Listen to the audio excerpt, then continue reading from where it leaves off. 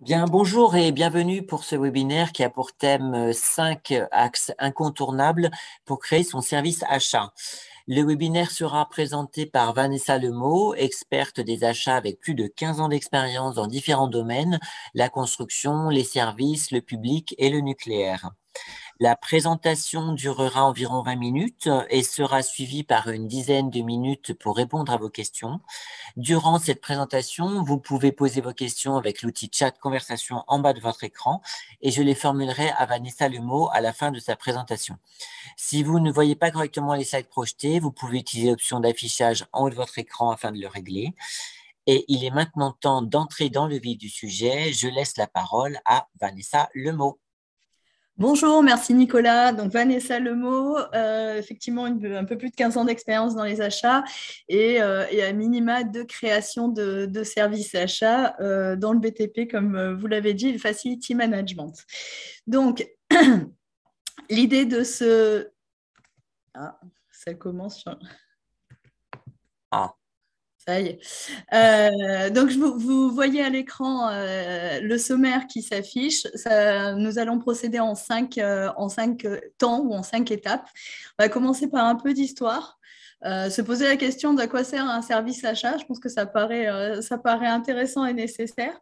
Un prérequis qui me paraît lui aussi plus qu'incontournable, et on attaquera dans les 5 axes. Et bien évidemment, on finira par la fameuse responsabilité sociétale des entreprises qui est elle aussi un incontournable. Du coup, un peu d'histoire. J'ai voulu retracer une histoire de la fonction achat, de son émergence à aujourd'hui, pour mettre en perspective et voir l'évolution de cette fonction dans l'entreprise. Donc, on commence l'histoire à la fin des 30 Glorieuses, où la croissance n'est plus infinie, où il y a les années 70, le fameux choc pétrolier, où on voit que c'était une économie où il y avait beaucoup de production, ça produisait, et on s'aperçoit qu'avec l'augmentation des coûts du pétrole, ça entraîne une augmentation des coûts de l'entreprise. En parallèle, les consommateurs voit son pouvoir d'achat diminuer.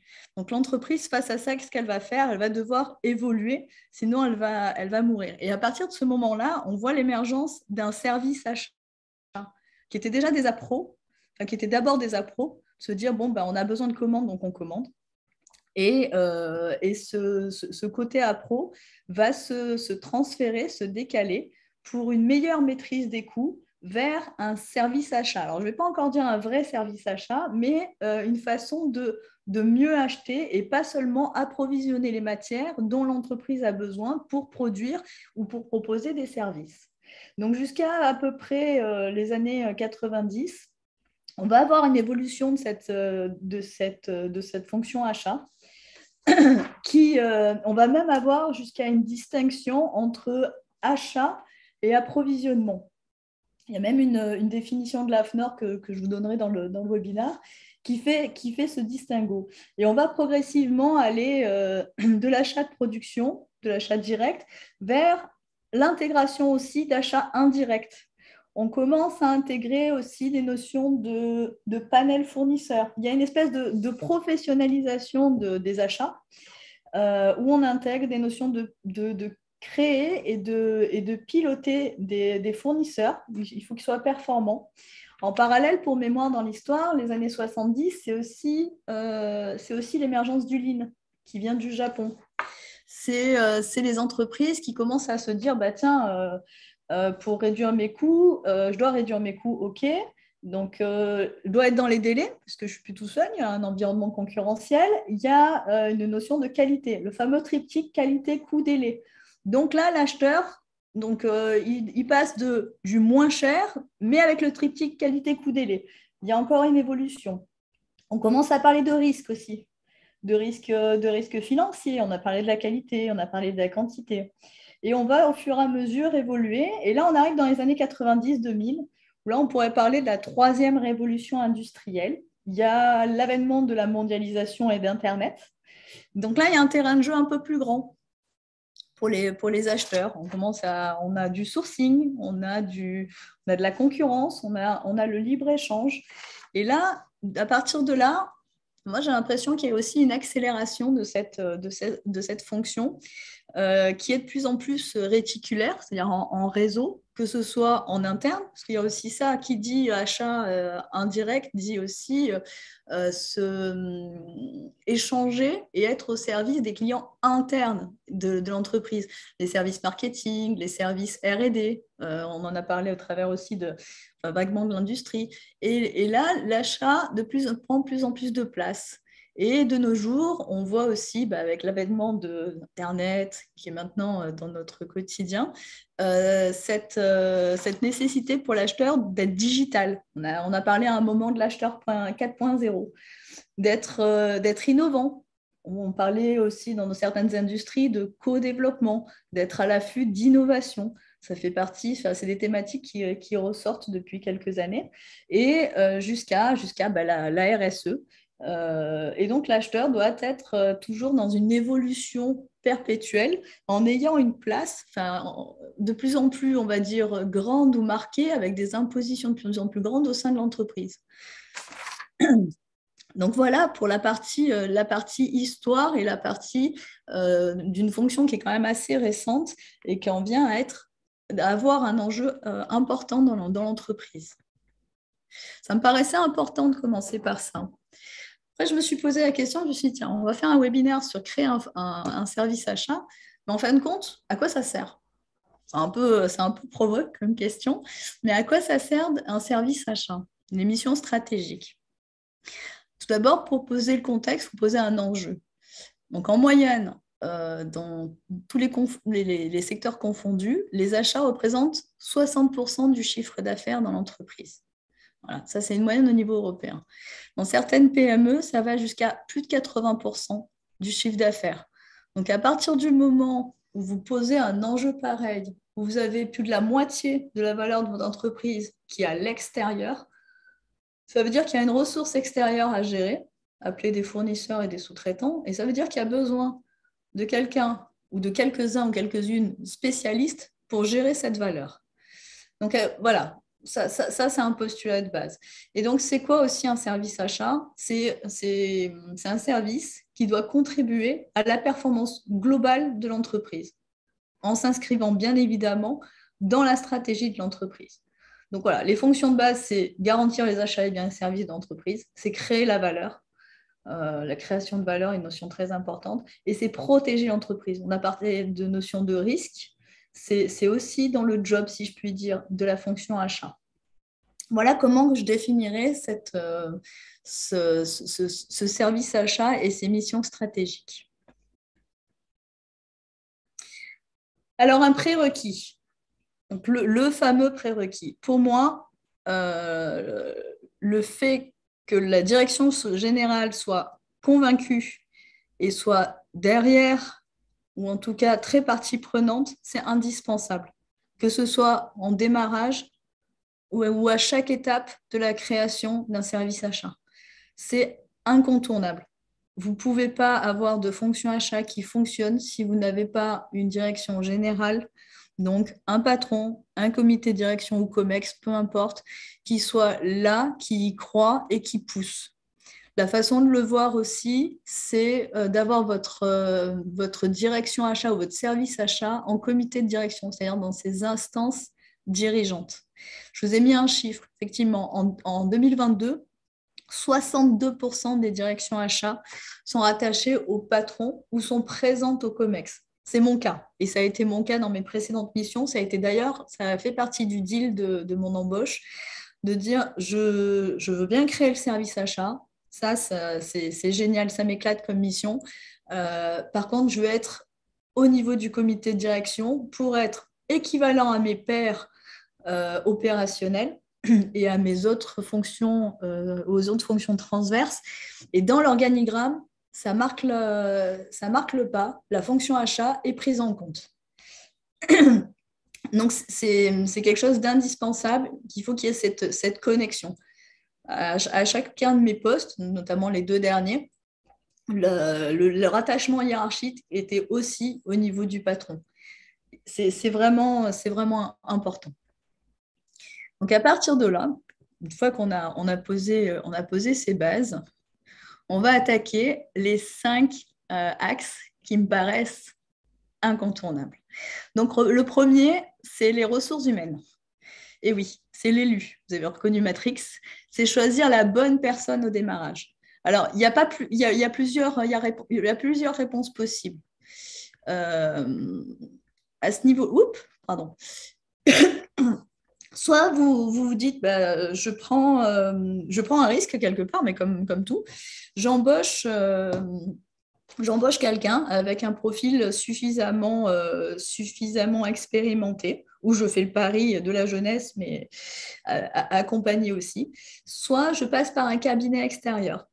C'est aussi possible de passer via, il y a des cabinets qui sont très bien pour ça, qui vous proposent soit des managers de transition, mais surtout des managers d'un certain calibre, et qui vous font une mise en place d'un service achat.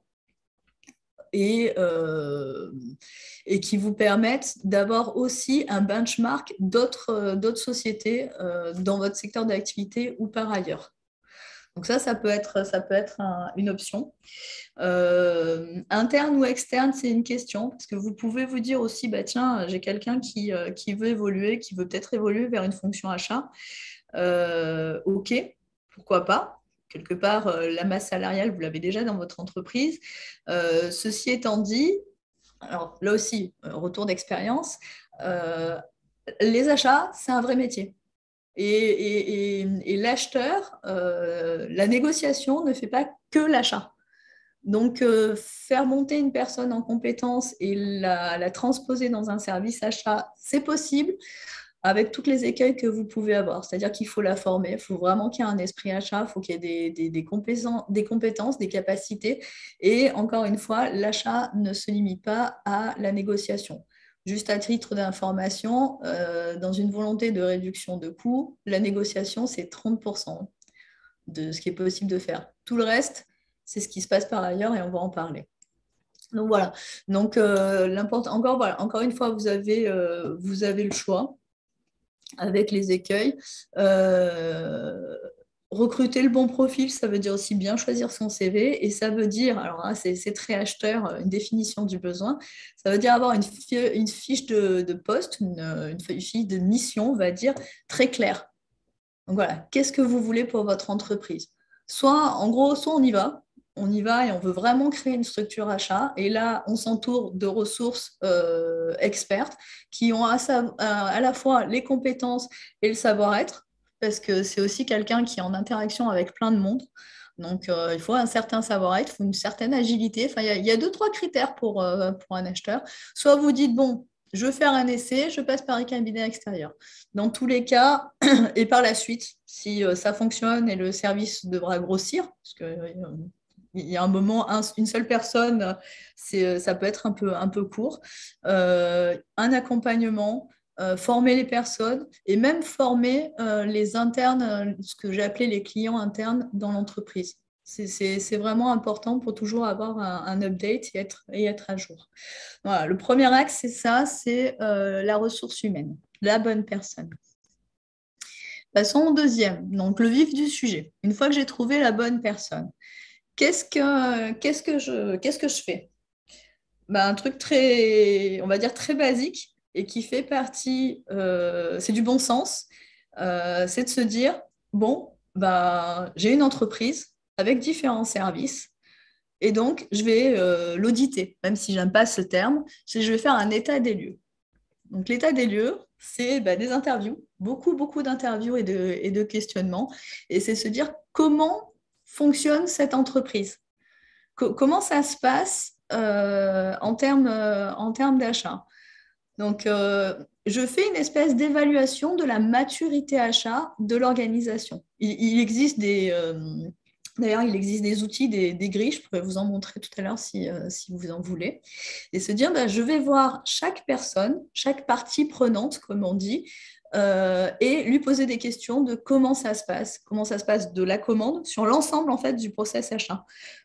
Comment je passe la commande, à qui je la passe, qui gère, est-ce qu'il y a un panel fournisseur, qui gère ce panel fournisseur, est-ce qu'il y a des contrats qui existent, est-ce qu'il y a des processus dans l'entreprise, est-ce qu'il y a des règles du jeu dans cette entreprise. Si vous avez un bureau de chiffrage qui vous fait des devis, comment ils font, quel prix ils prennent, c'est quoi, quel fournisseur, ils vont sur Internet chercher un fournisseur, ils ont des prix parce qu'ils ont des abacs ou des référentiels, mais qui datent, surtout en cette période actuelle, assez dangereux. Comment ça se passe? La compta, elle fait comment? Les factures sont enregistrées comment? Elles sont vérifiées comment? Comment se passe l'ensemble du process achat dans cette entreprise? Quelles sont les attentes? S'il y a des patrons de business unit, des patrons opérationnels, quels sont-ils? Est-ce que les personnes sont en capacité de citer les fournisseurs et sous-traitants, s'il y en a, les plus importants de l'entreprise? Donc, tout autant de questions qui permettent de questionner les différentes parties prenantes, de prendre aussi la température, la culture, un peu, voir s'il y a des réticences, des irritants. Et quand vous interrogez des personnes comme ça, généralement, il y a des bonnes pratiques, parce que vous arrivez, vous ne connaissez pas l'entreprise. Et en fait, il faut vraiment écouter. Il faut avoir vraiment une écoute active, comme on dit, parce qu'il y a des petits messages qui passent et qui vous donnent aussi des indices sur l'entreprise et de ce qui pourrait être mis en place ou pas. Donc ça, c'est une phase très importante de diagnostic, tout simplement, où on voit les différentes pratiques. Pareil, si l'entreprise est dans un groupe, c'est intéressant de voir comment cette entreprise s'inscrit dans ce groupe-là et comment les informations du groupe redescendent, ou en tout cas sont digérées et utilisées par l'entreprise. Et après, l'analyse de la data. Alors ça, l'analyse de la data, c'est pareil. Plusieurs, je vous ai mis Pareto, Krajik, c'est des matrices, l'analyse des risques. Bon, il y a plusieurs outils qui existent. Qui sont connus par les vrais acheteurs, n'est-ce pas, et qui vous permettent de faire une analyse. Et tout ça pourquoi? Pour passer à une étape 3, qui est le plan d'action, un plan d'action concret. En gros, j'ai fait le tour, j'ai fait mes interviews.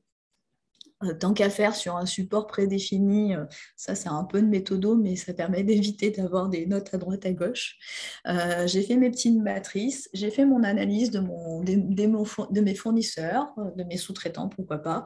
Je les ai classés en famille d'achat.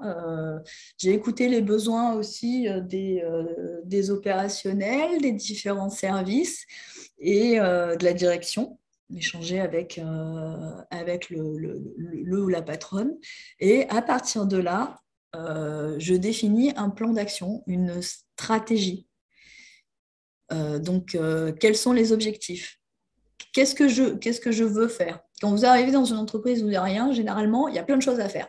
Donc, la difficulté va être de ne pas s'éparpiller. Si on est partout à la fois, on est nulle part, même si c'est très tentant.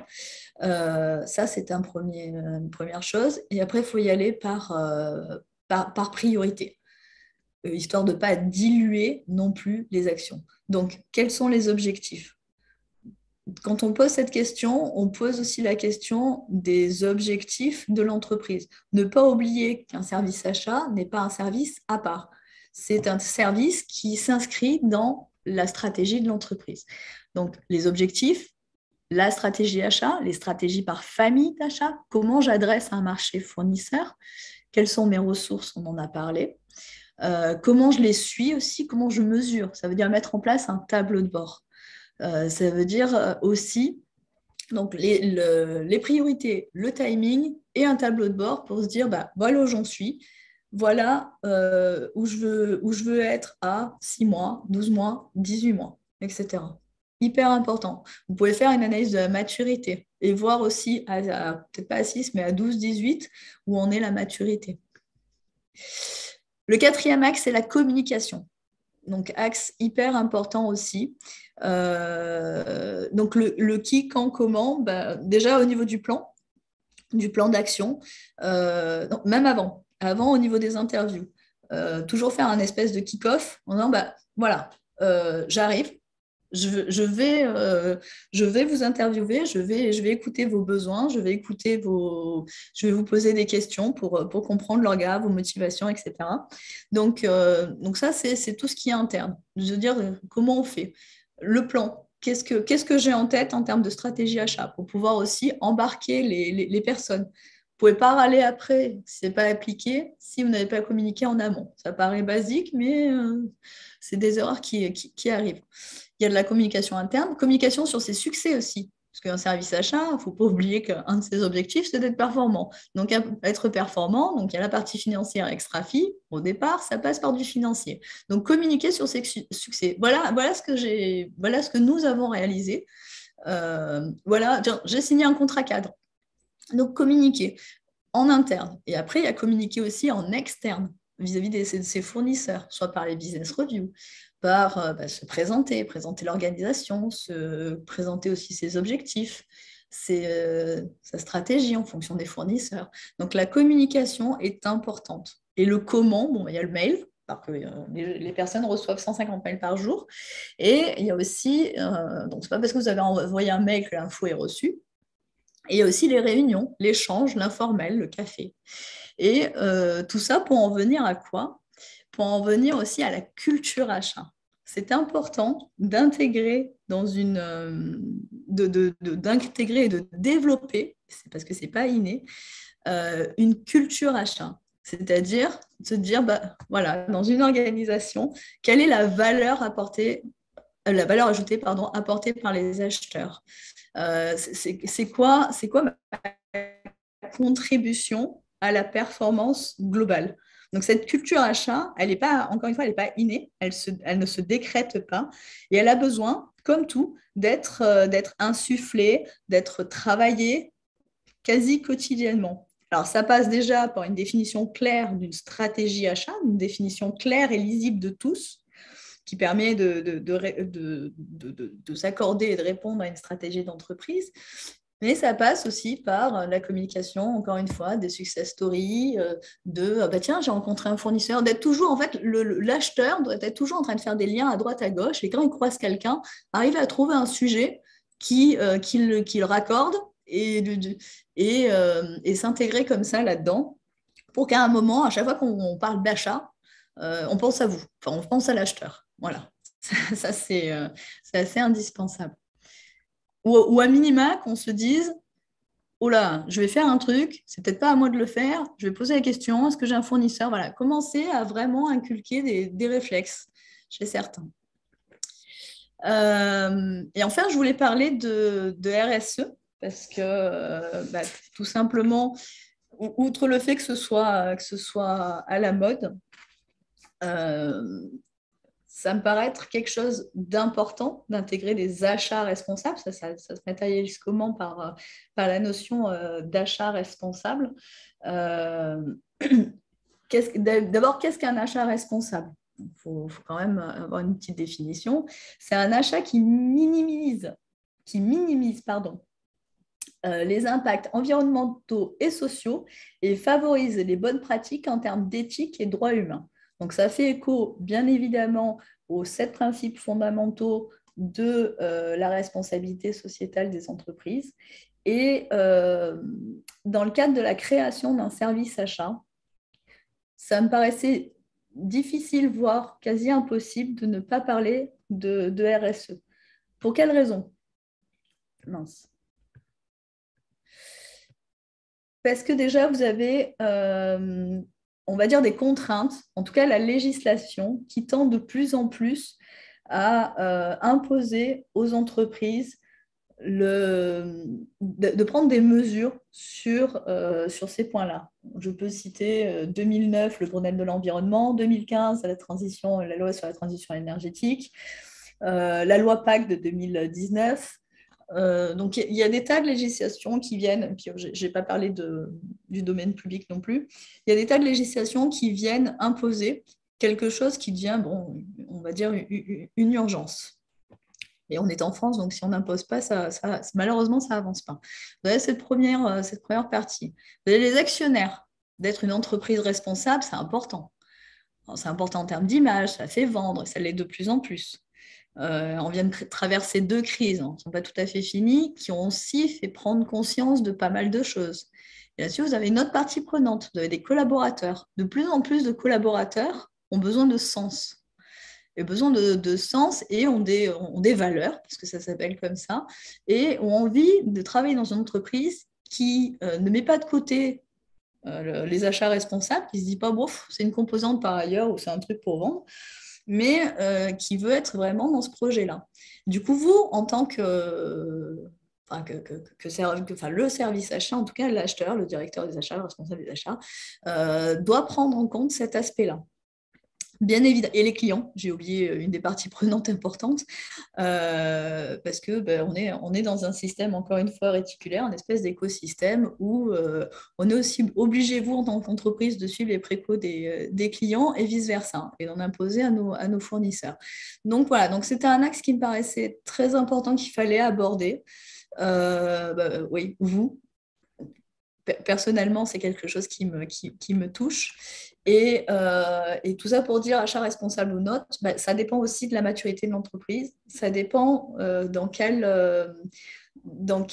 état d'esprit est l'entreprise et comment elle veut y aller. Parce que clairement, y aller en tant que service achat responsable, de parler de décarbonisation, de parler d'économie circulaire, etc., c'est très bien.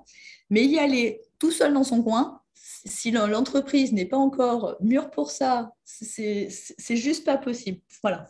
Ça nécessite une transformation de l'entreprise et c'est pas qu'au service d'achat de la porter. Mais mais dans la perspective de créer un service achat, il faut l'avoir en tête. Et dans la perspective d'être la personne qui crée ce service, c'est un élément incontournable qui fait partie d'ailleurs. Il y a un baromètre des achats qui sort tous les ans d'Agile Bayer.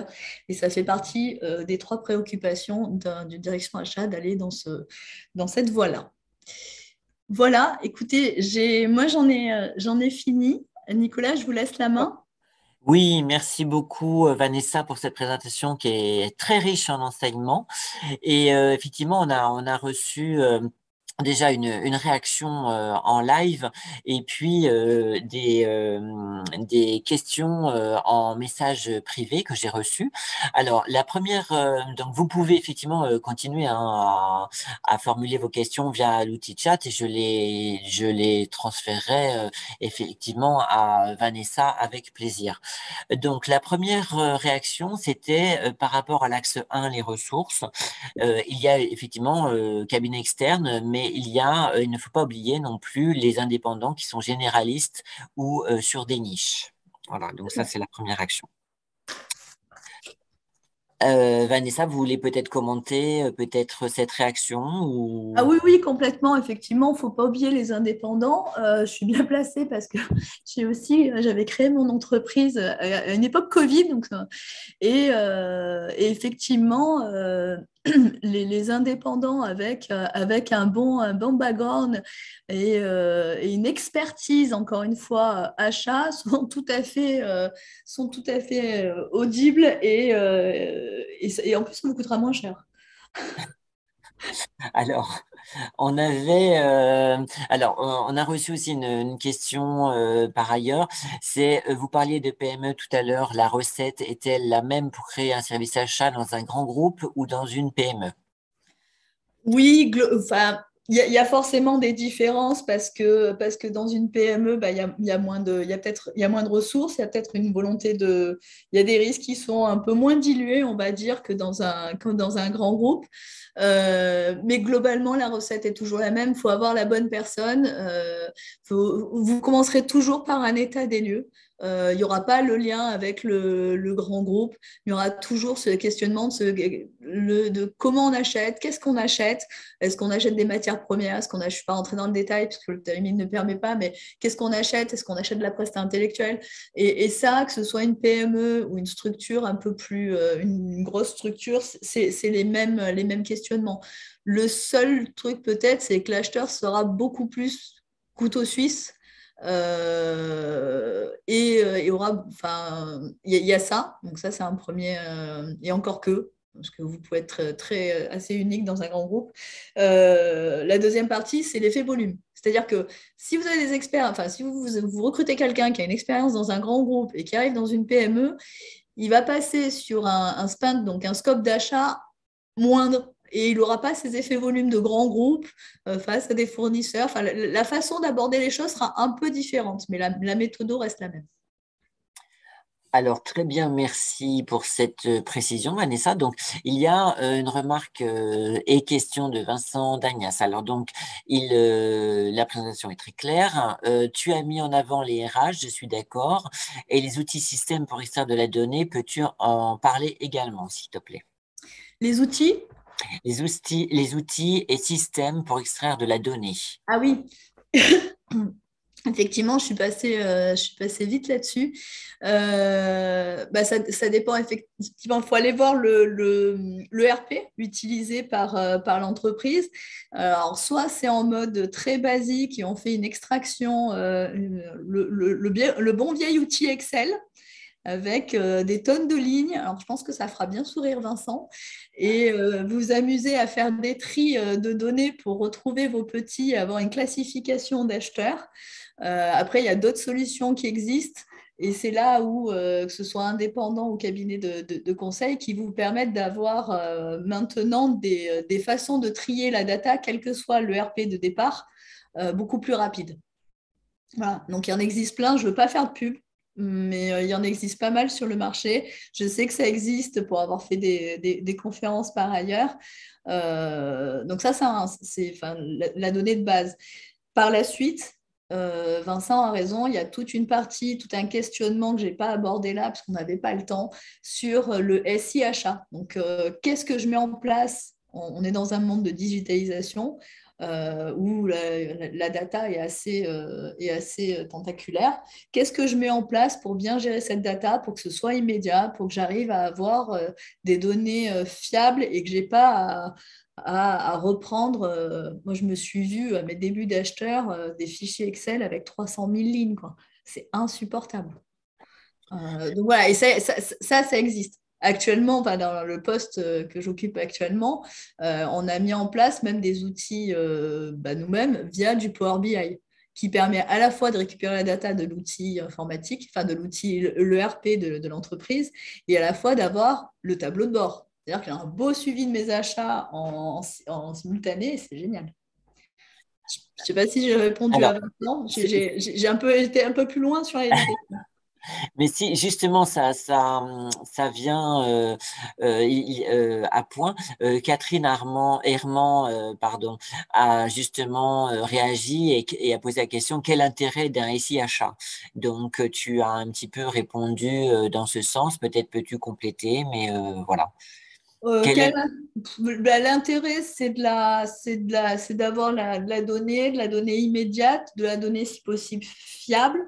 Après, enfin, à mon sens, encore une fois, je parle que de mon expérience, je pense que, encore une fois, la définition du besoin et de se dire quel outil je veux, pourquoi faire, parce que de la data dans tous les sens, si on ne l'exploite pas, c'est toujours pareil, ça ne sert à rien.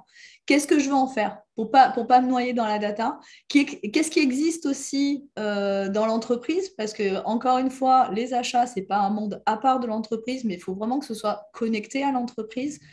Euh, c'est vraiment, à mon sens, des questions essentielles. Il ne faut pas faire un outil achat, ne pas oublier en fait que un outil ou de la digitalisation, c'est au service d'eux. On ne doit pas se faire embarquer dans un outil.